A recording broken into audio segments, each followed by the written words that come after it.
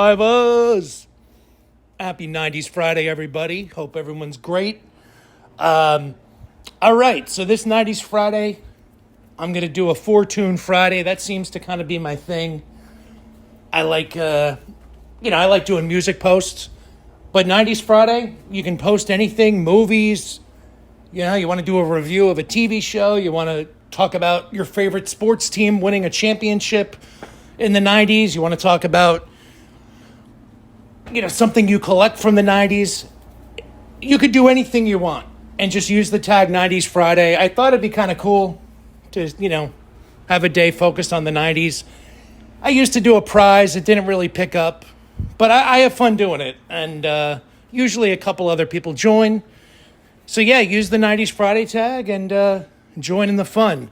This is going to be a 90s four-tune Friday on 90s Friday, bringing you 4 or 5 tunes from the 90s.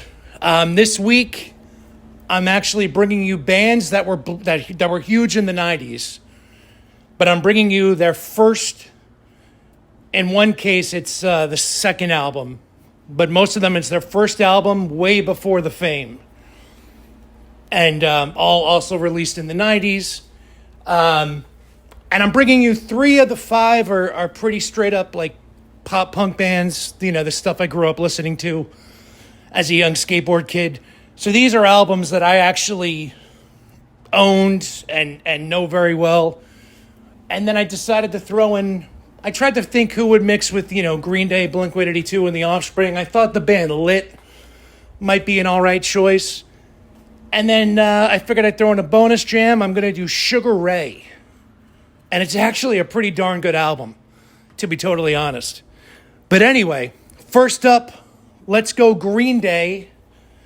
The 1991 album Kerplunk on Lookout Records. This was their first full-length album. And I got to be honest, I'm going to have some criticisms for some of the albums I'm talking about. This literally sounds like the same Green Day that recorded Dookie in 1993, released in 1994. They sound tight. I mean, the production, obviously, it's on a small independent label, and the production is not up to par with the next album, which was on a major label and obviously hugely successful.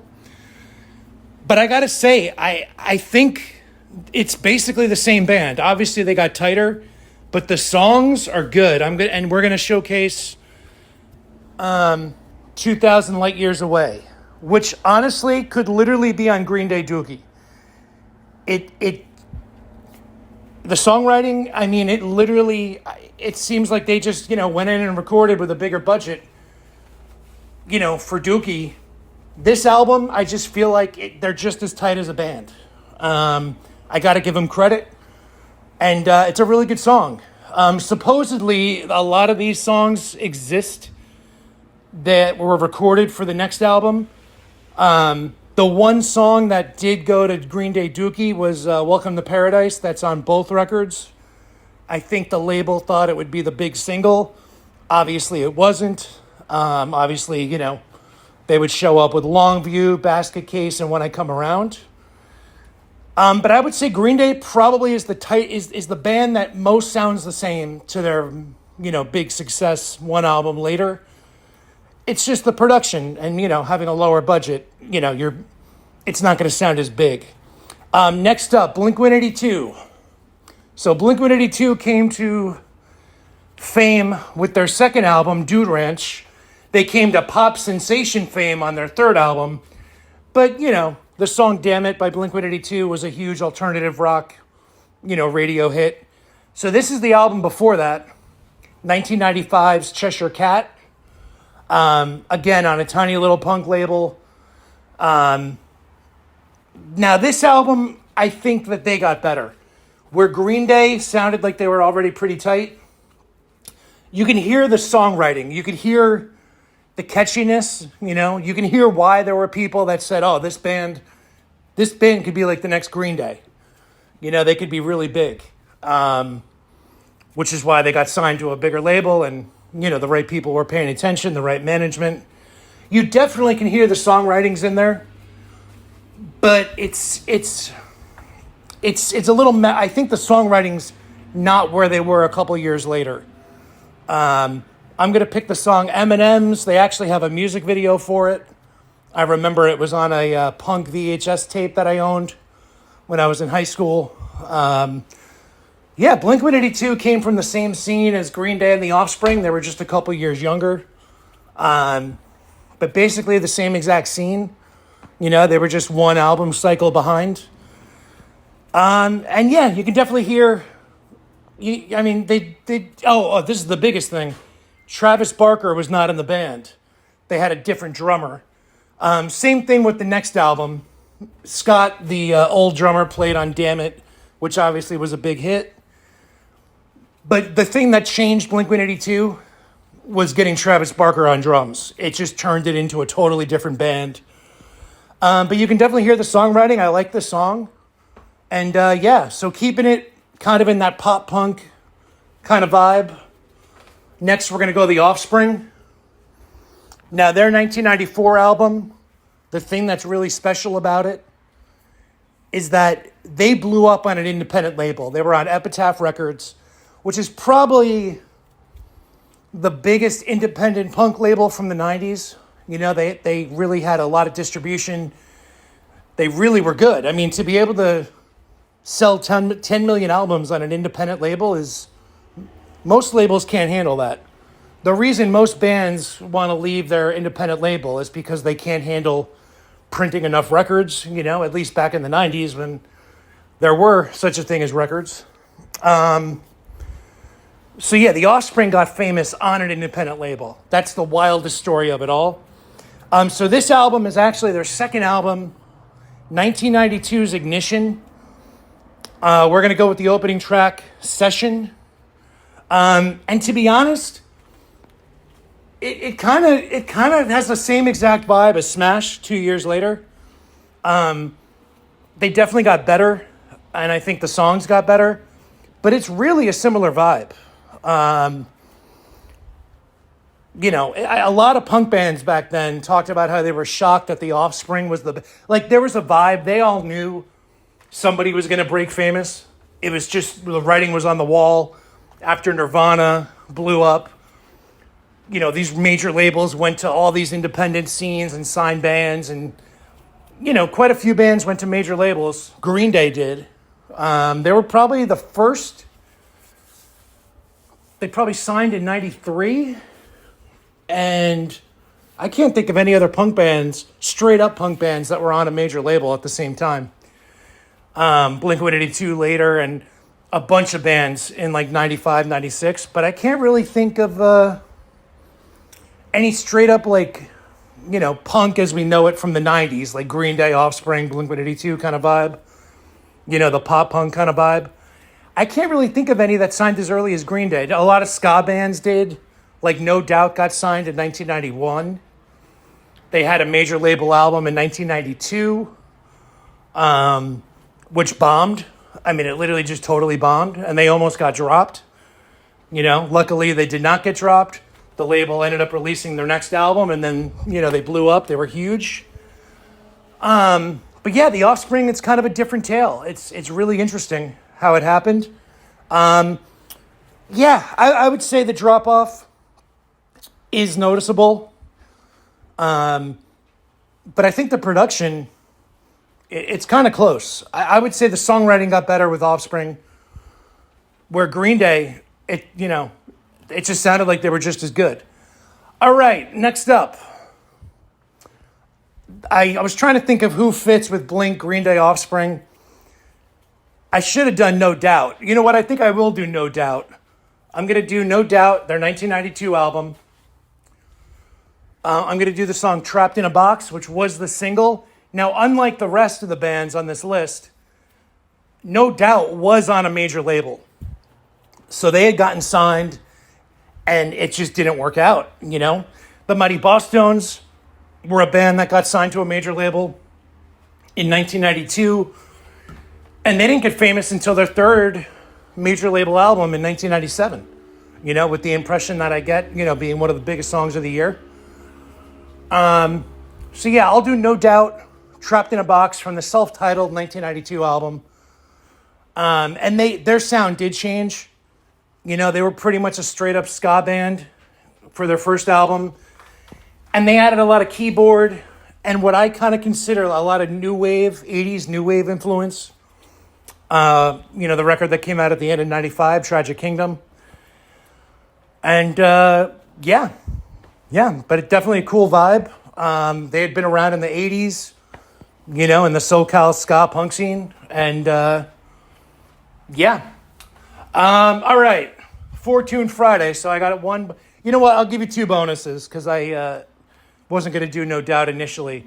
So I'm going to do the band Lit. First, I'm going to do Sugar Ray.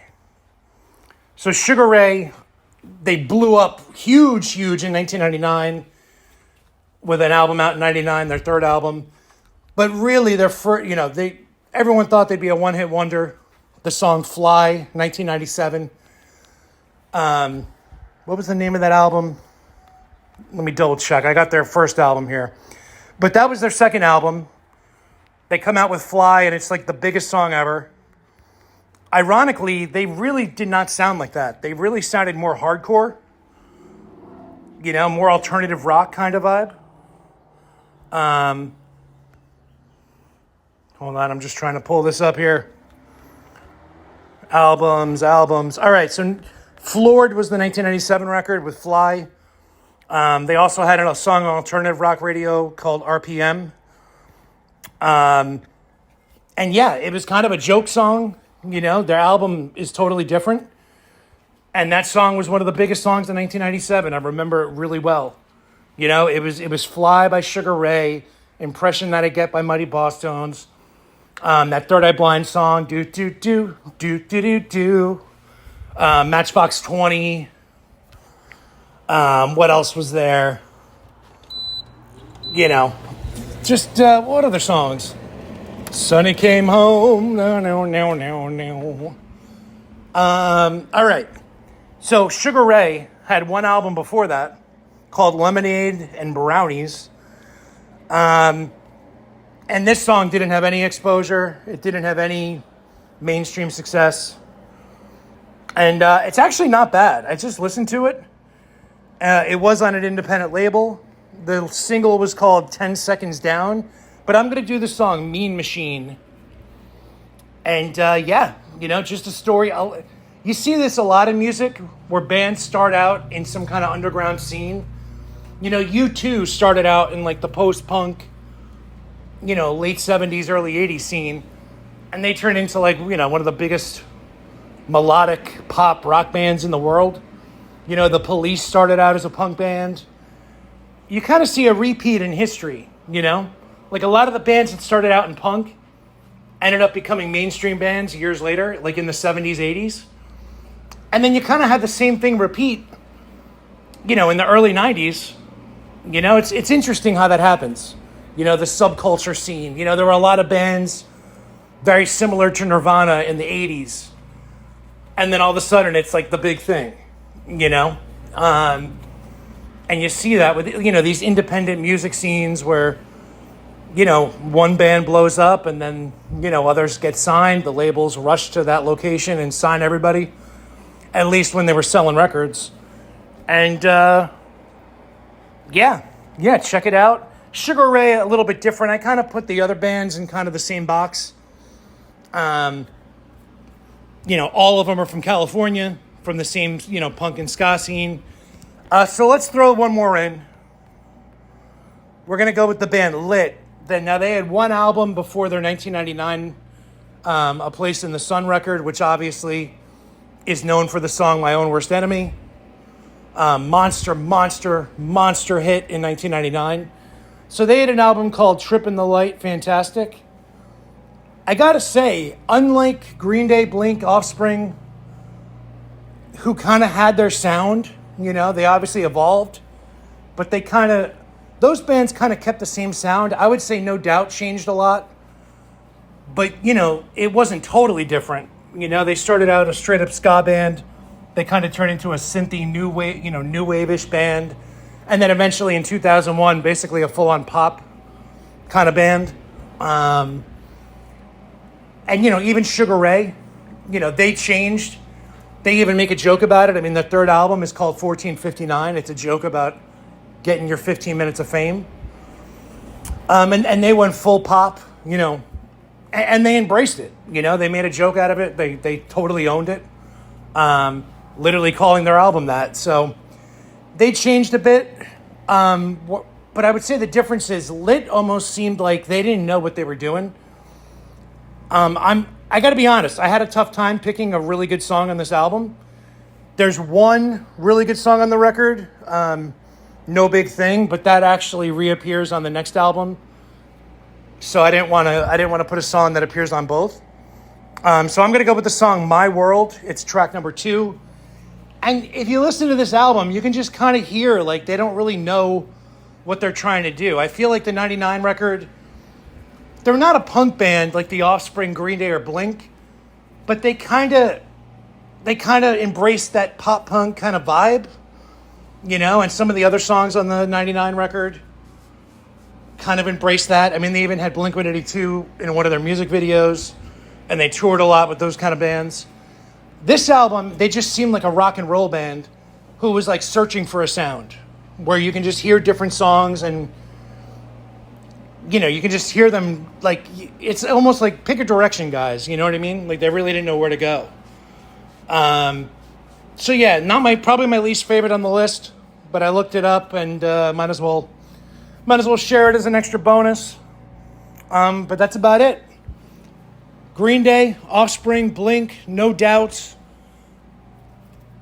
Their first albums, except for Offspring, it was their second. They had a couple before they got famous. And then a little different vibe with Sugar Ray and Lit. And overall, I'd say pretty good songs. Let me know what you think. I love you guys. Later.